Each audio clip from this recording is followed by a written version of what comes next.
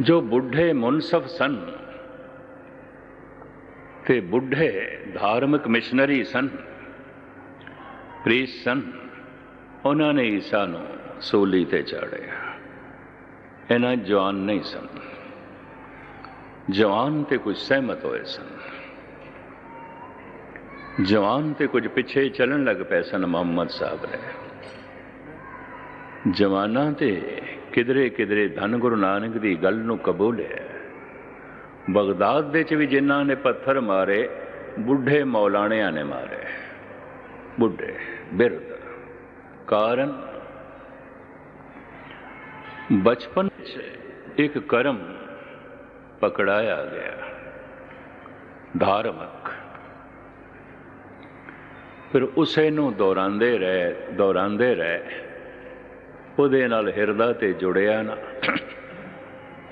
इस वास्ते हिरदे की गंढ भी ना खुली। बुढ़ेपे तक जांदियां जांदियां वो कर्म कांड सिर दा बोझ ही बन के रह गया, और कुछ नहीं। ना कोई रस, ना कोई आनंद, ना कोई दैवी गुण।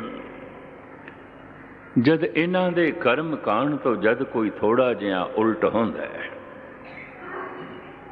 जैसे यात्रा है शरीर दी, जवान उही होंदा है जो बचपना छोड़ देंदा है, बुढ़ा उही होंदा है जवानी पिछे रह जाती है। इते रब्बी नहीं है, मैं रब्बी नहीं है। मैं यात्रा दे च की होंदा है, एक पड़ा आया छोड़े, दूजा पड़ा आया छोड़े, तीजा पड़ा आया छोड़े। धर्म की दुनिया च मनुख इस तरह नहीं करता। जिहड़ा एक पड़ाव पकड़िया है तो हुण पकड़िया ही इत्थे ही रहना है, जाना ही नहीं। पड़ाव नूं पकड़ के बैठ जाते हैं। ऐसे मनुख बड़े कठोर हो जाते हैं, जैसे रुकिया होया पानी बदबूदार हो जाता है, ऐसे ही बदबूदार हो जाता है। आप सुन के हैरान होवोगे कि सूबा सरहंद दा नवाब वजीद खां सतगुरां दे बच्चियां नूं वेख के कहण लगाई मासूम मस्त, ये तो बहुत छोटे ने। इहदा मतलब है उन्होंने जिहड़ियां रिपोर्टां दित्तियां गईयां सन, जवान होणगे पेश होए, कहंदे ये मासूम मस्त, ये तो बहुत छोटे ने, बिल्कुल मासूम ने। हुण दो धार्मिक बंदे बैठे सन और बुढ़े, एक काजी एक दीवान सुचानंद। दीवानगी दे अहुदे नूं प्राप्त किया बुढ़ेपे विच। पक्का कर्म कांडी, पक्का कर्म कांडी। सवेरे शाम पाठ करने वाला, सारा कर्म कांड करने वाला। हिरदा नहीं जोड़िया, उमंग ते उत्साह नहीं, हर धार्मिक कर्म फोका कर्म कांड बन जाता है। दीवान सुचानंद कहंदा है, सूबा सरहंद नूं ई मासूम नेस्त, ई फरजंदे मारस्त। ये मासूम नहीं ने, सप दे बच्चे ने। ये सुचानंद कहंदा है। ई मासूम नेस्त, जिहड़े शब्द लिखे हुए ने, ई मासूम नेस्त। नवाब साहब, ये मासूम नहीं ने, ई फरजंदे मारस्त, ये ते सप दे बच्चे ने। ये वड्डे हो के डंग मारे ने, इन्हां दा सिर अज ही कुचल देना चाहिए। ये बुढ़ा नवाब कहंदा शरा इजाजत नहीं देंदी। मुहम्मद साहब दे बोल ने, ऐ मुसलमान, तेरे हथों नाबालग दा खून जमीन ते नहीं गिरना चाहिए और इस्त्री दा खून जमीन ते नहीं गिरना चाहिए। खुदा माफ नहीं करेगा, नहीं करेगा। तो सूबा सरहंद वजीद खां कहंदा ते खून डुलेगा, फिर खुदा माफ नहीं करेगा। हुण काजी अगों आ गया, बगल दे कुरान शरीफ है, लंबी चौड़ी तस्बीह भी हाथ च है, 5 वक्त नमाज भी पढ़ता है, रमज़ान के महीने रोज़े पूरे ही रखता है, हज भी करके आया है। ज़कात भी देंदा है, 2 वक्त कुरान की तलावत भी करता है। वो कहंदा है नवाब साहब खून डोलण की की लोड़ है, नहीं डोलदा। इन्हां दोहां नूं दीवारां च चिण देंदे आ, गल खत्म। ये फैसला काजी दा। बगल विच कुरान शरीफ है, हथ च तस्बीह है, 5 वक़्त दा नमाजी है, जुम्मे की नमाज विशेष नमाज भी पढ़ता है, जुम्मा रात नूं वीरवार नूं ज़कात भी देंदा है, 2 वक़्त कुरान की तलावत भी करता है। ये सारा धार्मिक कर्म सिर दा बोझ बन के रह गया। कर्म कांड हिरदा ते जुड़िया ना। ऐसा बिरद ये गुरु गोबिंद सिंह नाल सहमत हो सकता है? सारी दुनिया के अवतारां नूं होए थोड़े जिहियां ने। इतिहास नूं पढ़ोगे किधरे किधरे नौजवान ते सहमत होए भी ठीक है, ये कह रहे हैं जो कुछ ठीक है, बस ये बुढ़े नहीं सहमत होए। सहमत होना तो एक पासे बड़िया बड़िया सजावां इन्हां बुढ़िया ने तजवीज़ कीतियां। हाँ, ये चिनगारी, ये नवीनता किधरे जवानी च अंदर पैदा हो जाए फिर ये बुझदी नहीं। ऐसे मनुखा नूं फिर गुरबाणी ऐसा कहती है, गुरमुख कदे बुढ़े ना आए, इन्हां दे अंदर दीपक जल पे, ये नहीं ने बुढ़े। जिन अंतर सुरत ज्ञान, जिन्हां दा ज्ञान रोज रोज वध रहा है, जिन्हां दी सुरत समझ रोज रोज उच्ची हो रही है, ये नहीं ने बुढ़े। जिन्हां दा चेता कमज़ोर नहीं हो रहा, रोज़ चेते शक्ति वध रही है, रोज़ समझ वध रही है, रोज़ इन्हां दा अनुभव वध रहा है, इन्हां नूं बुढ़ा आखण दी की लोड़ है? गुरमुख कदे बुढ़े ना आए, जिन अंतर सुध सुरत ज्ञान, मनमुख बालक बिरद समान है। मन दे अधीन चलन वाला ते कर्म कांड च फस गया।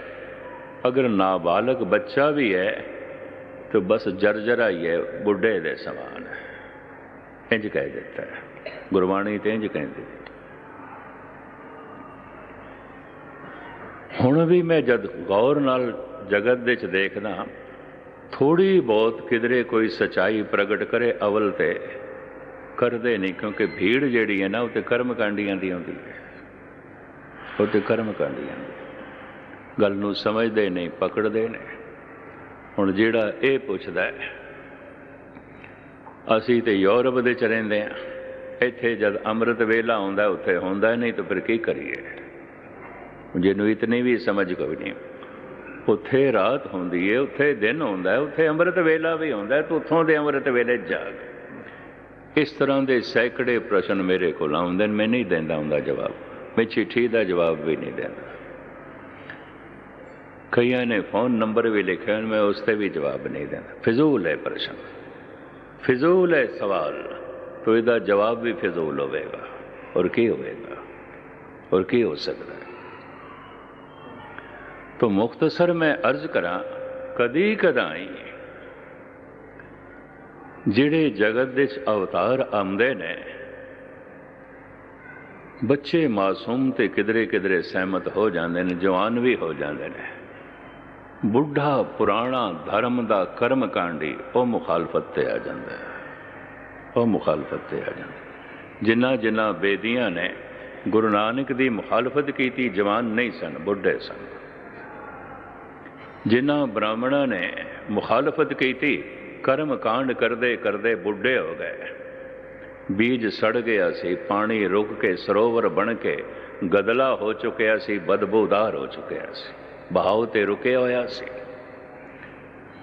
ज्ञान रुक जाए अज्ञान नालों पैड़ा होंदा है, ये भी मैं समझ रुक जाए मनुख बड़ा शैतान ते कठोर हो जाता है। परमात्मा दे नाम जपण वाले दी समझ रुकेगी नहीं, अनुभव रुकेगा नहीं, रोज रोज वधेगा। दिन दिन चढ़े सवाया, नानक होत ना घाट, इते वधेगा। पर समझ दा वधना की, सूझबूझ दा वधना की उते कर्म ते ही रुक गए, शरीरक कर्म ते इत्थे ही रुक गए। इसनों अहमियत दे दी, इसनों बड़ी तकवीयत दे दी। हुण ये पानी है जो रुक गया तो सड़ेगा तो गलेगा। ये तो वो बीज है जो धरती दे दफन नहीं किया गया, ये हुण पिया पिया सड़ेगा, गलेगा, गुण खादा हो जाएगा। तो ऐसे जिहड़े गुण खादे बीज ने, सड़े हुए सरोवर ने, सड़ियां हुई छपड़ियां ने, इन्हां ने फिर अवतारां दी मुखालफत की, पीरां फकीरां महापुरुषां दी मुखालफत की। एक भी इन्हां दी मुखालफत तो जो है अज तक ते नहीं बचे है। और भीड़ बड़ी है इन्हां कर्म कांडियां दी। अनुभव ते कुछ होया ना, कर्म करते रहे, रास्ते कुछ मिलिया ना, खुशी तो कोई मिली ना, आनंद तो कुछ पैदा ना होया, कोई दीपक ते जलिया ना। जिवें हुणे पढ़ रहे सन बड़ा सुंदर शब्द भाई साहब भाई कल्याण सिंह जी, अंधियारे दीपक चाहिए। पर नाल पता है पंक्तियां केड़ियां ने, क्या पढ़िए क्या गुणीए, क्या वेद पुराना सुनिए, इहदे नाल की होना है। क्या पढ़िए क्या गुणीए, क्या वेद पुराना सुनिए, पढ़े सुने क्या होई, जो सहज ना मिल्यो सोई, हर का नाम ना जपस गवारा, क्या सोचे बारंग बारा, अंधियारे दीपक चाहिए।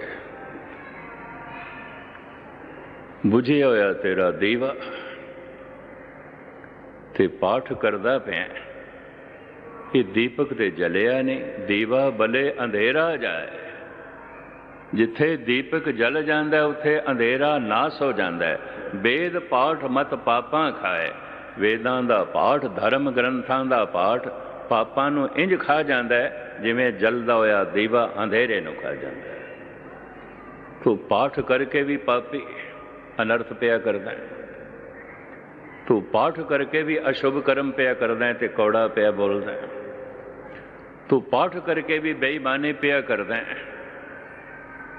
तो एक गल स्पष्ट हो गई, ये पाठ करना तेरे लिए कर्म कांड है, कुछ भी नहीं, कुछ भी नहीं। इत्थे अंधियारे दीपक जो इस पाठ नाल तू अपना हिरदा ते जोड़िया ही नहीं, तो हिरदे दे परिवर्तन किस तरह आवे, करदा रहे। अक्सर मिलते ने इस तरह के सज्जन, गैनी जी असी 3 पाठ सुखमनी साहब दे रोज़ करते हैं। मैं उन्होंने कहना उन्होंने चेहरे के उत्ते तो एक पंक्ति की झलक नहीं है, एक पंक्ति की की होया तेन करदा पिया। अंधियारे दीपक चाहिए, एक बस्त अगोचर लईए, बस्त अगोचर पाई, घट दीपक रिहा समाई। कहे कबीर मन मानिया, मन मानिया तो हर जानिया, पर मन माने लोग ना पतीजे। हुण जो मेरी अवस्था बन गई है, दुनिया खुश नहीं, पतीजदी नहीं। कबीर कारण इन्हां कर्म कांडियां दा हुण तालमेल नहीं बैठेगा, नहीं बैठेगा। वो तो रोज़ पढ़ते पे ने ते सुनते पे ने, सुणांदे पे ने, हिरदा ते नाल जोड़ते ने। वो किस तरह कबीर नूं बर्दाश्त कर लैण। कबीर होर चोट करते हैं, बुत पूज पूज हिंदू मुए, तुर्क मुए सिर नाई, ओयले जारे ओयले गाड़े, तेरी गत दो ना पाई। मन रे संसार अंध गहेरा, 14 पसरियो है जमजेरा। ये दोवें ही अंधे अंधेरे दे भटकते पे ने। किस तरह कोई बर्दाश्त करेगा। सारा बनारस दे ब्राह्मणी समाज ते मुसलमान खिलाफ हो गया। इन्हां खिलाफत करने वालियां दे ज़्यादा तादाद बुढ़े कर्म कांडियां ते बुढ़ेपे च एक शक्ति हथ आ जाती है, प्रभता। हुण भी कभी संसार का इतिहास पढ़ोगे ना, 97% दुनिया के राजनैतिक जो राज करते पे ने, 97% बुढ़े ने, सिर्फ 3% जवान ने, बाकी तो बुढ़े ने। अंदाज़ा ला लो सारे। साढ़े देश ते कई इस तरह के बुढ़े ने चार बंदे चुक के कुर्सी ते बिठाते ने, चार बंदे उतारते ने, कुर्सी नहीं छड़नी भावें हाथ पैर कंबदे पे। पर इतनी ताकत किस तरह आ गई, चलाक हो जाते हैं, बड़े चलाक हो जाते हैं, जवान रह जाते हैं। ये चलाक हो जाते हैं, दाव पेच इन्हों बड़े आउंदे ने, बड़े। और हैरानगी की गल, बिरधावस्था दे च भी प्रभु की भुख ना होवे, प्रभुता की भुख होवे, तो जिंदगी तो अजाई चली गई। और की है, कुछ भी नहीं। प्रभुता की भुख है, प्रभु की नहीं। पदार्थों की भुख है, परमात्मा की नहीं, तो जिंदगी तो अजाई चली गई। ये लोग किस तरह भगतां नाल, संतां नाल ते अवतारां नाल सहमत होणगे? जिन्ने भगत बैठे ने, इन्हां सारियां दी भगत मालज कथा पढ़ लैनी। लोगों ने कोई सन्मान नहीं किया, किसी ने पत्थर मारे ने, किसी ने तरह तरह दियां तोहमतां लाइयां ने। जिहड़े 3 दोष आउंदे ने, कतल, दुराचार और चोरी, ये तिने इल्जाम कबीर ते लगे ने। बनारस वासियां ने लाए ने, चोरी का इल्जाम भी लाया, दुराचारी का इल्जाम भी लाया, कतल का इल्जाम भी लाया। और गजब की गल, इन्हां इल्जामां च कबीर पकड़िया भी गए। सिकंदर लोधी ने जेल च पा दिता।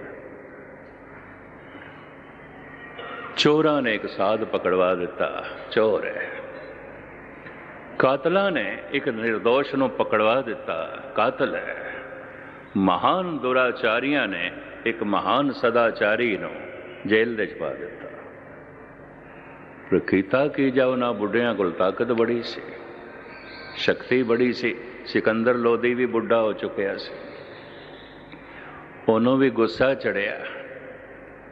ये इंज कहंदा है, मुला मुनारे क्या चढ़े, साईं ना बहरा होए, जां कारण तू वांग दे, दिल ही भीतर जोए। है कि रब नूं बहरा समझे होया, मुनारे ते चढ़ के कूकदा पिया।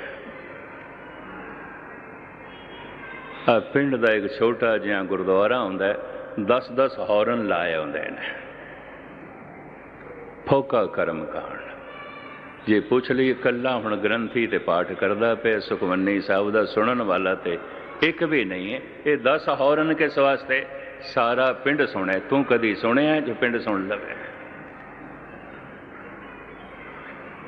कोई बीमार हो सकता है, कोई मासूम बच्चा इम्तिहान देने की तैयारी कर रहा होना है, पढ़ रहा होना है, कोई कुछ कर रहा होना है, कोई कुछ कर रहा होना है, तो 10 हॉर्न ला के सारे पिंड नूं वकत पाया होया है। इन्हां कर्म कांडियां ने बस इस तरह जबरदस्ती जो इन्हां दे सिर दा बोझ बनिया होया, दूजियां दे सिर दा बोझ बनाते हैं। सरूर मस्ती च बाणी पड़े ते कुछ खेड बने, हिरदा जोड़े ते दीपक जले। अंधियारे दीपक चाहिए, एक बस्त अगोचर लई है। तो मैं अर्ज करा, चूंकि संतोख साहस महान योगी से, महान तपेश्वर से, धर्म की साधना दे बहुत अगे जा चुके हैं। लेकिन इस दे विद्या गुरु ने किधरे कह दिता, तेरी मुक्ति कलयुग दे च होवेगी, द्वापर दे च नहीं होवेगी। तेरी मुक्ति गुरु नानक करेगा, और किसे तो नहीं होवेगी। तो इन्हें सोचा, इन्नी जिंदगी फिर जमना ते मरना, जमना ते मरना, कलयुग च होवेगी मुक्ति। तो चलो इसे जन्म ही खेड बनाते हैं, श्वासां नूं रोक लिया, प्राणायाम, इन्हें श्वासां नूं रोक लिया। इस साधना दे हुण भी इस तरह के कई लोग ने जो सफल हो जाते हैं श्वासां नूं रोकण दे। इनू धन गुरु अर्जन देव जी महाराज दे उसदे प्रश्न दे जिस ढंग नाल समझाया है, ये पावन वाक है। ओदा ते इतना ही प्रश्न सी, कमन रूप दिष्टो बिन सायो, कते गयो ओ कतते आयो। ये रूप की है, ये जगत की है, ये संसार की है, कित्थों आया है, कित्थे चला जाता है। अंदर दृढ़ संकल्प करके ते ए बैठा से जिस दे राही मेरी मुक्ति आनी है वह मेरिया अखां खोलेगा। दृढ़ संकल्प। जिहदे राही मेरी मुक्ति आनी है वो सामने होवेगा तो मेरे प्राण चलणगे, नहीं तो प्राणायाम। तो प्राण ते चल पे, अखां ते खुल गईयां, दृढ़ संकल्प से। पर यह प्रश्न इतना वड्डा रख दिता है, ये की है, ये कित्थों आया है? ये शब्द सारा सतगुरु ने उत्थे उच्चारण किया है, जैसे समझाया है उन्हें अपना सिर धन गुरु अर्जन देव जी महाराज के कदमां ते रखिया, प्राण पंखेरू उड़ गए, मुक्त हो गए, जीवन उसका सफल हो गया। हुण सतगुरु जिस ढंग नाल इस प्रश्न के उत्तर दे समझाते ने इस महान योगी नूं, आप लड़ीवार सरवण करो। समा होण लगा, एक दफा प्यार नाल आखो सतनाम श्री वाहिगुरू। सतनाम वाहिगुरू साहिब जी। राग सूही महला पंजवा। घर पहला। एक ओंकार सतगुरु प्रसाद। सोही राग दे गुरु अर्जन देव जी महाराज का ये वाग ते ये राग एक ताल दे जो है, चूंकि घर एक लिख दिता है, एक ताल दे गाना है। नाल छोटा मूल मंगल है, वो वाहिद है, एक है, उस तो उत्पत्ति पालना ना सो रहा, एक ओंकार वो सत स्वरूप है। और सारा ज्ञान उसे तो आउंदा है, वो गुरु है, और वो बख्शिश का भंडार है, रहीम है, करीम है। इस वास्ते वो प्रसाद है। अगों आप शब्द सरवण करो। हाँ, बाजी गल जैसे बाजी पाई, नाल दूजी पंक्ति। नाना रूप भेख दिखलाई। जैसे एक बाजीगर मदारी नाटक करता है, पर विशेष तरह के कपड़े पा लेंदा है। जैसे अजकल एक्टर्स या नाटक मंडलियां या रामलीला होंदी है, एक राम बन गया, राम की तरह वस्त्र पहन लेने, राम की तरह सिर ते जूड़ा रख लिया, दानिशबान रख ले, पर ये राम नहीं है। ना ये कोल राम वर्गी मर्यादा है, ना ये कोल राम वर्गी समझ है, ना ये कोल राम वर्गा आनंद है, ना ये कोल राम वर्गा ज्ञान है। सिर्फ राम वर्गा ये कोल स्वांग है, सिर्फ राम वर्गे दे कोल कपड़े ने, सिर्फ स्वांग, ये स्वांग है। महाराज कहते हैं जैसे बाजीगर बाजी पांदा है, बड़े रूप दिखलांदा है, ये सारे रूप उस बाजीगर दे ने, उस परमात्मा दे, ये सब उसदे चोले ने। ये सारा संसार निरंकार दा चोला है, और वो चोले बदलता रहता है, वो कपड़े बदलता रहता है। जैसे असी बदलते हैं, बहुत सारिया क्रियावां धार्मिक मनोविज्ञान कहते हैं विज्ञानक कि असी वही कुछ करते हैं जो परमात्मा दे च हो रहा है, सानू करना पै रहा है, उहदे च ते हो रहा है। जैसे असी कपड़े बदलते हैं, ये सारा संसार ओदा चोला है, ओदा स्वांग है। बाजी गर जैसे बाजी पाई, नाना रूप बेख दिखलाई, सांग उतार थम्यों पासारा, तब एक ऐकंकारा। ज्यों ये संसार दा स्वांग उतारदा है, ये कपड़े उतारदा है, फिर निरंकार ही निरंकार, एक ओंकार ही रह जाता है। फिर असली रूप स्टेज के उत्ते जैसे राम ते रावण लक्ष्मण सब पेश हो रहे हैं। कदी पर्दे के पिछे जाके देखना जिथे स्वांग अपना रचाते ने, किवें ठट्ठा मस्करी पे करते होंदे ने, किवें गल्लां बातां पे करते होंदे ने। ਉਦੋਂ ਫਿਰ ਇੱਕ ਦੂਜੇ ਦਾ ਨਾਂ ਲੈ ਕੇ ਗੱਲ ਕਰਦੇ ਨੇ। ਨਹੀਂ, ਰਾਮ ਤੇ ਰਾਵਣ, ਇੱਕ ਦੂਜੇ ਦਾ ਨਾਂ ਰਾਵਣ ਤੇ ਰਾਮ ਲੈਂਦੇ ਹੋਣ, ਜੋ ਉਹਨਾਂ ਦਾ ਨਾਮ ਹੈ ਉਹ ਲੈ ਕੇ ਗੱਲਬਾਤ ਕਰ ਲੈਣਾ ਬਸ। ਅੰਦਰ ਜਿਹੜਾ ਡਾਇਰੈਕਟਰ ਸਮਝਾਉਂਦਾ ਉਹ ਵੀ ਇਸੇ ਢੰਗ ਨਾਲ ਸਮਝਾਉਂਦਾ, ਇੰਝ ਬੋਲਣਾ, ਇਹ ਕਰਨਾ, ਇਹ ਕਰਨਾ। ਪਰ ਉਹ ਜਦ ਸਾਰਾ ਸਵਾਂਗ ਉਤਾਰ ਦਿੰਦੇ ਨੇ, ਫਿਰ ਉਹਨਾਂ ਦਾ ਆਪਣਾ ਹੀ ਰੂਪ ਸਾਹਮਣੇ ਪ੍ਰਗਟ ਹੋ ਜਾਂਦਾ।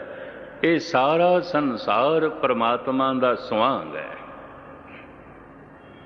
ਉਹਦੀ ਲੀਲਾ ਹੈ, ਉਹਦਾ ਤਮਾਸ਼ਾ ਹੈ, ਉਹਦਾ ਖੇਲ ਹੈ। ਹੁਣ ਮੈਂ ਅਰਜ਼ ਕਰਾਂ, ਇਹ ਤਨ ਕਿਤਨੇ ਰੂਪ ਬਦਲਦਾ ਹੈ। ਬਚਪਨ ਦੇ 'ਚ ਅਸੀਂ ਕੁਝ ਹੋਰ ਆਉਂਦੇ ਹਾਂ, ਜਵਾਨੀ ਦੇ 'ਚ ਕੁਝ ਅਸੀਂ ਹੋਰ ਆਉਂਦੇ ਹਾਂ। ਜੋ ਪਰਮਾਤਮਾ ਦੇ 'ਚ ਹੋ ਰਿਹਾ ਹੈ, ਕੁਝ ਪ੍ਰਾਕਿਰਤਿਕ ਨਿਯਮ ਦੇ ਸਾਡੇ ਵਿੱਚ ਹੋ ਰਿਹਾ ਹੈ, ਤੇ ਕੁਝ ਸਾਨੂੰ ਕਰਨਾ ਪੈ ਰਿਹਾ ਹੈ। ਫਿਰ ਬੁਢੇਪੇ 'ਚ ਅਸੀਂ ਕੁਝ ਹੋਰ ਆਉਂਦੇ ਹਾਂ। ਇਹਦੇ ਸਵਾਂਗ ਹੈ, ਨਾ ਉਹ ਬੂढ़ा ਨਾ ਉਹ ਬਾਲਾ। ਇਹਦੇ ਅੰਦਰ ਜੋ ਜੀਵ ਆਤਮਾ ਹੈ, ਨਾ ਉਹ ਬੱਚਾ ਹੈ, ਨਾ ਉਹ ਜਵਾਨ ਹੈ, ਨਾ ਉਹ ਬੁੱਢਾ। ਉਹ ਇਹਨਾਂ ਅਵਸਥਾਵਾਂ ਦੇ 'ਚ ਨਹੀਂ ਹੈ। ਇਹ ਉੱਪਰ ਦਾ ਉਸਦਾ ਸਵਾਂਗ ਹੈ। ਹੁਣ ਬੜੇ ਧਿਆਨ ਨਾਲ ਸੁਣਨਾ, ਜਿਹੜਾ ਜਨਮ ਨੂੰ ਬੜੀ ਗਹਿਰਾਈ ਨਾਲ ਲੈ ਲਏਗਾ ਤੇ ਬੜੇ ਸੁੱਖ ਨਾਲ ਲੈ ਲਏਗਾ, ਉਤਨਾ ਹੀ ਮਰਨ ਦਾ ਦੁੱਖ ਹੋਵੇਗਾ। ਜਿਹਨੇ ਜਨਮ ਨੂੰ ਸਵਾਂਗ ਦੀ ਤਰ੍ਹਾਂ ਲੈ ਲਿਆ, ਖੇਲ ਦੀ ਤਰ੍ਹਾਂ ਲੈ ਲਿਆ, ਤਮਾਸ਼ੇ ਦੀ ਤਰ੍ਹਾਂ ਲੈ ਲਿਆ, ਉਹਦਾ ਮਰਨਾ ਵੀ ਤਮਾਸ਼ਾ ਹੋਵੇਗਾ, ਖੇਲ ਹੋਵੇਗਾ, ਆਨੰਦਮਈ ਹੋਵੇਗਾ। ਪਰ ਜਿਹਦਾ ਜਨਮ ਬਹੁਤ ਗਹਿਰਾਈ 'ਚ ਲੈ ਲਿਆ, ਇਸਨੇ ਸਾਰੇ ਸੁੱਖ ਇਹਦੇ ਨਾਲ ਜੋੜ ਦਿੱਤੇ ਨੇ, ਤੇ ਮਰਦੇ ਦਮ ਤੱਕ ਜਨਮ ਦਿਨ ਮਨਾ ਰਿਹਾ, ਇਹ ਮਰਨ ਲੱਗਿਆ ਇਤਨਾ ਹੀ ਦੁਖੀ ਹੋਵੇਗਾ ਅੱਜ ਤੱਕ ਜਨਮ ਦਿਨ ਮਨਾ ਕੇ ਜਿਤਨਾ ਸੁਖੀ ਹੋਇਆ। ਇਹ ਸਾਰੇ ਦੁੱਖ ਇੱਕ ਘਟਨਾ ਦੇ ਸਮੇਂ ਇਕੱਠੇ ਹੋ ਜਾਣਗੇ। ਉਹ ਮੇਰੇ ਮੂੰਹੋਂ ਕਿਧਰੇ ਉਹ ਦਿਨ ਨਿਕਲ ਗਿਆ, ਮੈਂ ਕਿਹਾ ਮੇਰੇ ਪਾਸਪੋਰਟ 'ਤੇ ਜਨਮ ਦਿਨ 15/10/1934 ਲਿਖਿਆ ਹੋਇਆ। ਪਿਤਾ ਨੇ ਕਿਧਰੇ ਸਕੂਲ 'ਚ ਲਿਖਵਾ ਦਿੱਤਾ ਸੀ। ਉਹਨਾਂ ਨੇ ਵੀ ਕਿਹਾ ਸੀ ਸਾਨੂੰ ਯਾਦ ਕੋਈ ਨਹੀਂ, ਤੇ ਮੇਰੇ ਕੋਲ ਕਈ ਆ ਗਏ ਕਹਿੰਦੇ ਹੈਪੀ ਬਰਥਡੇ। ਮੈਂ ਕਿਹਾ ਹੱਦ ਹੋ ਗਈ, ਮੈਂ ਤਾਂ ਜ਼ਿੰਦਗੀ 'ਚ ਕਦੀ ਮਨਾਇਆ ਹੀ ਨਹੀਂ, ਨਾ ਮੈਨੂੰ ਪਤਾ। ਤੇ ਵੀ ਅੰਦਾਜ਼ੇ ਨਾਲ, ਤੇ ਮੈਂ ਕਿਹਾ ਮੈਂ ਤੇ ਇਸਨੂੰ ਸਮਝਦਾ ਹੀ ਗਲਤ ਹਾਂ। ਮੁਖਤਸਰ ਅਰਜ਼ ਇਹ ਕਰਾਂ, ਅਗਰ ਜਨਮ ਦਿਨ ਬੜੀ ਖੁਸ਼ੀ ਹੈ ਤੇ ਸਾਲ ਦੇ ਸਾਲ ਮਨਾਉਂਦੇ ਪਏ ਸਾਰੀਆਂ ਖੁਸ਼ੀਆਂ ਇਕੱਠੀਆਂ ਹੋ ਕੇ, ਇਹ ਇਤਨਾ ਹੀ ਵੱਡਾ ਦੁੱਖ ਬਣਨ ਗਿਆ ਮਰਨ ਲੱਗਿਆ। ਇਤਨਾ ਹੀ ਵੱਡਾ। ਜੋ ਇੱਜ਼ਤ ਨੂੰ ਬੜੀ ਗਹਿਰਾਈ ਨਾਲ ਲੈਂਦਾ ਹੈ, ਉਹਦੇ ਲਈ ਬੇਇੱਜ਼ਤੀ ਬੜੀ ਦੁਖਦਾਈ ਹੋਵੇਗੀ। ਜੋ ਸੁੱਖਾਂ ਨੂੰ ਬੜੀ ਗਹਿਰਾਈ ਨਾਲ ਲੈਂਦਾ ਹੈ, ਉਹਦੇ ਲਈ ਦੁੱਖ ਬੜੀ ਮੁਸੀਬਤ ਦਾ ਬਾਇਸ ਬਣਨਗੇ। ਜਿਹਨੇ ਜਿੱਤ ਨੂੰ ਬੜੀ ਗਹਿਰਾਈ ਨਾਲ ਲੈ ਲਿਆ, ਫੁੱਲਾਂ ਦੀਆਂ ਮਾਲਾਂ, ਜਲੂਸ ਨਿਕਲ ਰਿਹਾ, ਜਿੱਤ ਗਏ ਨੇ, ਜਿੱਤ ਗਏ ਨੇ, ਯਕੀਨ ਜਾਣੋ ਹਾਰ ਦਾ ਇਤਨਾ ਹੀ ਸੰਤਾਪ ਹੋਵੇਗਾ, ਹਾਰ ਦਾ ਇਤਨਾ ਹੀ ਦੁੱਖ ਹੋਵੇਗਾ। ਤੇ ਸੰਸਾਰ ਬਣਾਇਆ ਹੈ ਪ੍ਰਭੂ ਨੇ ਦੋ ਰੰਗੀ, जन्म है तो मरण है, जित है तो हार भी है, इज्जत है तो बेइज्जती भी है, नफ़ा भी है तो नुकसान भी है। जो नफ़े ਨੂੰ ਬੜੀ ਗਹਿਰਾਈ ਨਾਲ ਲੈ ਲੇਗਾ, ਨੁਕਸਾਨ ਦੇ 'ਚ ਉਤਨਾ ਹੀ ਵੱਡਾ ਦੁੱਖ ਹੋਵੇਗਾ। ਜਿਹਨੇ ਨਫ਼ੇ ਨੂੰ ਗਹਿਰਾਈ ਨਾਲ ਨਹੀਂ ਲਿਆ, ਨੁਕਸਾਨ ਹੋਣ ਲੱਗਿਆ ਇਤਨਾ ਦੁਖੀ ਨਹੀਂ ਹੋਵੇਗਾ। ਇਹ ਵੀ ਮਹਿਜ਼ ਕਰ, ਨਹੀਂ ਤੇ ਨੁਕਸਾਨ ਹੋ ਗਿਆ, ਲੋਕੀ ਪਾਗਲ ਹੋ ਜਾਂਦੇ ਨੇ, ਹਾਰਟ ਅਟੈਕ ਹੋ ਜਾਂਦਾ, ਪਰੇਸ਼ਾਨ ਹੋ ਜਾਂਦੇ। ਕਿਉਂ? ਨਫ਼ੇ ਨੂੰ ਬੜੀ ਗਹਿਰਾਈ ਨਾਲ ਲਿਆ। ਉਹਨਾਂ ਨੇ ਇਹ ਨਹੀਂ ਦੇਖਿਆ ਤੇ ਲੀਲਾ ਹੈ, ਖੇਲ ਹੋ ਰਿਹਾ, ਤਮਾਸ਼ਾ। ਪਰਮਾਤਮਾ ਦਾ ਬਹੁਤ ਵੱਡਾ ਤਮਾਸ਼ਾ ਹੋ ਰਿਹਾ ਹੈ। ਤੂੰ ਆਪਣੇ ਜੀਵਨ ਨੂੰ ਵੀ ਇੱਕ ਤਮਾਸ਼ਾ ਹੀ ਸਮਝ, ਹੋਰ ਕੁਛ ਨਹੀਂ। ਖੇਲ ਆਵਨ ਜਾਨ ਇੱਕ ਖੇਲ ਬਣਾਇਆ, ਆਗਿਆਕਾਰੀ ਕੀ ਨਹੀਂ ਆਇਆ। ਇਹ ਜਮਣਾ ਤੇ ਮਰਨਾ ਖੇਲ ਹੈ, ਹੋਰ ਕੁਛ ਵੀ ਨਹੀਂ। ਪਰ ਖੇਲ ਦੀ ਤਰ੍ਹਾਂ ਅਸੀਂ ਲੈਂਦੇ ਨਹੀਂ। ਜਨਮ ਨਾਲ ਸਾਰੀਆਂ ਖੁਸ਼ੀਆਂ ਜੋੜ ਦਿੰਦੇ ਹਾਂ। ਸਾਲ ਦੇ ਸਾਲ ਹੈਪੀ ਬਰਥਡੇ, ਸਾਲ ਦੇ ਸਾਲ, ਸਾਲ ਦੇ ਸਾਲ ਤੋਹਫੇ, ਸਾਲ ਦੇ ਸਾਲ ਮੋਮਬੱਤੀਆਂ ਜਲਾਣੀਆਂ, ਖੁਸ਼ੀਆਂ ਮਨਾਣੀਆਂ, ਨੱਚਣਾ ਤੇ ਟੱਪਣਾ। ਤੇ ਹੁਣ ਜਿਤਨੀਆਂ ਖੁਸ਼ੀਆਂ ਇਹ 70-80 ਸਾਲ ਦੀਆਂ ਇਕੱਠੀਆਂ ਹੋਣਗੀਆਂ, ਮਰਨ ਲੱਗਿਆ ਉਤਨਾ ਹੀ ਦੁੱਖ। ਜੇ ਜਨਮ ਖੇਲ ਸੀ ਤਾਂ ਫਿਰ ਮਰਨ ਵੀ ਖੇਲ ਹੈ। ਜਿਹਨੇ ਨਫੇ ਨੂੰ ਖੇਲ ਸਮਝਿਆ ਉਹਦੇ ਲਈ ਨੁਕਸਾਨ ਵੀ ਖੇਲ ਹੈ। ਜਿਹਨੇ ਇੱਜ਼ਤ ਨੂੰ ਖੇਲ ਦੀ ਤਰ੍ਹਾਂ ਲਿਆ ਉਹਦੇ ਲਈ ਬੇਇੱਜ਼ਤੀ ਵੀ ਖੇਲ ਹੈ। ਜਿਹਨੇ ਜਿੱਤ ਨੂੰ ਤਮਾਸ਼ੇ ਦੀ ਤਰ੍ਹਾਂ ਲੈ ਲਿਆ, ਯਕੀਨ ਜਾਣੋ ਉਹਦੇ ਲਈ ਹਾਰ ਵੀ ਇੱਕ ਤਮਾਸ਼ਾ ਹੋਵੇਗੀ, ਦੁਖਦਾਈ ਨਹੀਂ ਹੋਵੇਗਾ, ਪਰੇਸ਼ਾਨ ਨਹੀਂ ਹੋਵੇਗਾ। ਪਰ ਮਨੁੱਖ ਬਹੁਤ ਗਹਿਰਾਈ ਚ ਲੈ ਲੈਂਦਾ ਹੈ। ਮਹਾਰਾਜ ਇਸ ਸ਼ਬਦ ਦੇ ਜੋ ਕੁਝ ਸਮਝਾ ਰਹੇ ਨੇ, ਕਿਧਰੇ ਦਿਲ ਦਿਮਾਗ ਦੇ ਚ ਗੱਲ ਬੈਠ ਜਾਏ ਤੇ ਜ਼ਿੰਦਗੀ ਦੇ ਸਾਰੇ ਦੁੱਖ ਸੁੱਖਾਂ ਤੋਂ ਮਨੁੱਖ ਉੱਪਰ ਉੱਠ ਜਾਂਦਾ ਹੈ, ਖੇਡ ਹੋਰ ਦੀ ਹੋਰ ਬਣ ਜਾਂਦੀ ਹੈ। ਮਹਾਰਾਜ ਕਹਿੰਦੇ ਨੇ ਸਾਂਗ ਉਤਾਰ ਥਮਿਉ ਪਾਸਾਰਾ ਤਬ ਏਕ ਹੈ ਏਕੰਕਾਰਾ। ਵੱਖ ਵੱਖ ਜੋ ਰੂਪ ਦਿਖਾ ਰਿਹਾ ਸੀ ਬਾਜ਼ੀਗਰ, ਜੈਸੇ ਆਪਣਾ ਸਵਾਂਗ ਉਤਾਰਦਾ ਹੈ ਉਹਦਾ ਅਸਲੀ ਰੂਪ ਪ੍ਰਗਟ ਹੋ ਜਾਂਦਾ ਹੈ। ਸੁਖ ਦੁੱਖ ਇੱਕ ਸਵਾਂਗ ਹੈ, ਜਨਮ ਮਰਨ ਇੱਕ ਸਵਾਂਗ ਹੈ, ਇੱਜ਼ਤ ਬੇਇੱਜ਼ਤੀ ਇੱਕ ਸਵਾਂਗ ਹੈ। ਅੰਦਰ ਬੈਠੀ ਜੀਵ ਆਤਮਾ ਪਰਮ ਆਨੰਦਿਤ, ਇਹ ਉਸਦਾ ਸਵਾਂਗ ਹੈ। ਪਰ ਸਵਾਂਗ ਨੂੰ ਜਦ ਬਹੁਤ ਗਹਿਰਾਈ ਨਾਲ ਮਨੁੱਖ ਪਕੜ ਲੈਂਦਾ, ਨਹੀਂ ਇਹ ਮੇਰੀ ਜ਼ਿੰਦਗੀ ਹੈ, ਸਵਾਂਗ ਥੋੜੀ ਹੈ, ਤਾਂ ਫਿਰ ਮਰਨ ਦਾ ਉਤਨਾ ਹੀ ਦੁੱਖ ਹੋਵੇਗਾ। ਹਰ ਨਫੇ ਦੀ ਮੌਤ ਆਉਂਦੀ ਹੈ, ਨੁਕਸਾਨ, ਹਰ ਇੱਜ਼ਤ ਦੀ ਮੌਤ ਆਉਂਦੀ ਹੈ, ਬੇਇੱਜ਼ਤੀ, ਹਰ ਜਿੱਤ ਦੀ ਮੌਤ ਆਉਂਦੀ ਹੈ ਹਾਰ ਦੇ ਵਿੱਚ, ਤੇ ਮੌਤ ਉਤਨੀ ਦੁਖਦਾਈ ਬਣ ਜਾਏਗੀ, ਇਹ ਮੌਤ ਉਤਨੀ ਪਰੇਸ਼ਾਨ ਕਰੇਗੀ। ਹਾਂਜੀ, ਕਾਮਣ ਰੂਪ ਦ੍ਰਿਸ਼ਟਿਓ ਵਿਨਸਾਇਓ ਕਤੇ ਗਇਓ ਉਹ ਕਾਤੇ ਆਇਓ। ਮਾਰੋ ਅੱਜ ਇਹ ਰੂਪ ਕੀ ਹੈ, ਕਿੱਥੋਂ ਆਉਂਦਾ ਹੈ, ਕਿੱਥੇ ਚਲਾ ਜਾਂਦਾ ਹੈ, ਇਹ ਬਣਦਾ ਕਿਵੇਂ ਹੈ, ਇਹ ਬਿਨਸਨਹਾਰ ਕਿਸ ਤਰ੍ਹਾਂ ਬਿਨਸ ਜਾਂਦਾ ਹੈ, ਇਹ ਵਾਸਤਵਿਕ ਕੀ ਹੈ, ਸਤਿਗੁਰ ਸਮਝਾ ਰਹੇ ਨੇ। ਹਾਂਜੀ,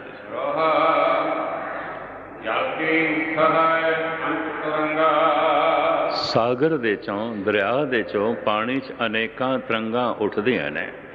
ਇਹ ਤਰੰਗਾਂ ਸਾਗਰ ਦਾ ਖੇਲ ਨੇ, ਇਹ ਲਹਿਰਾਂ ਸਾਗਰ ਦਾ ਖੇਲ ਨੇ। ਤੇ ਲਹਿਰਾਂ ਦੇ 'ਚ ਕੋਈ ਛੋਟੀ ਲਹਿਰ ਹੈ, ਵੱਡੀ ਲਹਿਰ ਹੈ, ਬਹੁਤ ਵੱਡੀ ਲਹਿਰ ਹੈ, ਬਹੁਤ ਵੱਡੀ ਲਹਿਰ ਹੈ, ਕੋਈ ਬਹੁਤ ਉੱਚੀ ਲਹਿਰ ਹੈ, ਦੂਰੋਂ ਸ਼ੋਰ ਮਚਾਉਂਦੀ ਆ ਰਹੀ ਹੈ। ਪਰ ਹਨ ਸਾਰੀਆਂ ਲਹਿਰਾਂ ਸਾਗਰ ਦਾ ਤਮਾਸ਼ਾ ਹੈ, ਇਹ ਬਣਦੀਆਂ ਨੇ ਮਿਟਦੀਆਂ ਨੇ, ਬਣਦੀਆਂ ਨੇ ਮਿਟਦੀਆਂ ਨੇ। ਹਾਂਜੀ, ਜਿਵੇਂ ਸੋਨਾ ਹੈ ਤੇ ਉਹਦੇ ਬਹੁਤ ਸਾਰੇ ਗਹਿਣੇ ਬਣਾ ਦਈਏ, ਰੂਪ ਬੜੇ ਦਿਖਾਈ ਦੇ ਰਹੇ ਨੇ, ਪਰ ਹੈ ਤੇ ਸੋਨਾ ਹੀ, ਹੈ ਤੇ ਸੋਨਾ ਹੀ। ਸੋਨੇ ਨੂੰ ਕੜਾ ਕਹਿ ਰਹੇ ਹਾਂ, ਸੋਨੇ ਨੂੰ ਜੋ ਹੈ ਅੰਗੂਠੀ ਕਹਿ ਰਹੇ ਹਾਂ, ਸੋਨੇ ਨੂੰ ਹਾਰ ਕਹਿ ਰਹੇ ਹਾਂ, ਸੋਨੇ ਨੂੰ ਕੜੇ ਕਹਿ ਰਹੇ ਹਾਂ। ਨਾਮ ਅਨੇਕਾਂ ਹੋ ਗਏ ਨੇ, ਰੂਪ ਅਨੇਕਾਂ ਹੋ ਗਏ ਨੇ, ਵਜੂਦ ਤੇ ਉਹੀ ਹੈ ਸੋਨਾ। ਸੋਨਾ ਵਾਸਤਵਿਕ ਤੇ ਉਹ ਸੋਨਾ ਹੈ, ਪਰ ਇਹ ਇਤਨੇ ਰੂਪ ਬਣੇ ਨੇ, ਇੱਕ ਇੰਜ ਸਮਝ ਲਓ ਸਵਾਂਗ ਹੈ ਬਾਜੀਗਰ ਦਾ। ਹਾਂਜੀ, ਹਰ ਤਰ੍ਹਾਂ ਦੇ ਬੀਜਾਂ ਨੂੰ, ਬਹੁ ਪ੍ਰਕਾਰ ਦੇ ਬੀਜਾਂ ਨੂੰ ਬੀਜ ਕੇ ਦੇਖਿਆ। ਬੀਜ ਲੰਬੀ ਯਾਤਰਾ ਤੇ ਚੱਲ ਕੇ ਫਿਰ ਅਖੀਰ ਦੇ 'ਚ ਕੀ ਬਣ ਜਾਂਦਾ ਹੈ, ਫਲ ਦੇ 'ਚ ਫਿਰ ਬੀਜ ਤੱਕ ਹੀ ਪਹੁੰਚਦਾ ਹੈ। ਵਿਚਕਾਰ ਇੱਕ ਸਾਰਾ ਤਮਾਸ਼ਾ ਹੈ, ਇਹ ਖੇਲ ਹੈ। ਬੂਟਾ ਹੋਇਆ, ਪੱਤੇ ਹੋਏ ਨੇ, ਵੱਡਾ ਹੋਇਆ, ਫਿਰ ਫੁੱਲ ਹੋਏ ਨੇ, ਫਿਰ ਫਲ ਹੋਏ ਨੇ, ਫਿਰ ਬੀਜ, ਫਿਰ ਬੀਜ। ਤੇ ਵਿਚਕਾਰ ਕੀ ਹੋਇਆ, ਵਿਚਕਾਰ ਇਹ ਸਾਰਾ ਤਮਾਸ਼ਾ ਹੀ ਹੈ, ਇੱਕ ਖੇਲ ਹੋਇਆ। ਇਹ ਸਾਰੇ ਦਾ ਸਾਰਾ ਬੀਜ ਦਾ ਸੁਆਂਗ ਸੀ, ਤੇ ਫਿਰ ਉਹ ਬੀਜ ਆਪਣੇ ਅਸਲੀ ਰੂਪ ਵਿੱਚ ਪ੍ਰਗਟ ਹੋ ਗਿਆ। ਮਹਾਰਾਜ ਕਹਿੰਦੇ ਨੇ ਬਹੁਤ ਸਾਰਿਆਂ ਬੀਜਾਂ ਨੂੰ ਬੀਜ ਕੇ ਦੇਖਿਆ, ਫਲ ਜਿਉਂ ਪੱਕਦਾ ਹੈ ਤੇ ਫਿਰ ਬੀਜ ਹੀ ਰਹਿ ਜਾਂਦਾ। ਹਾਂਜੀ,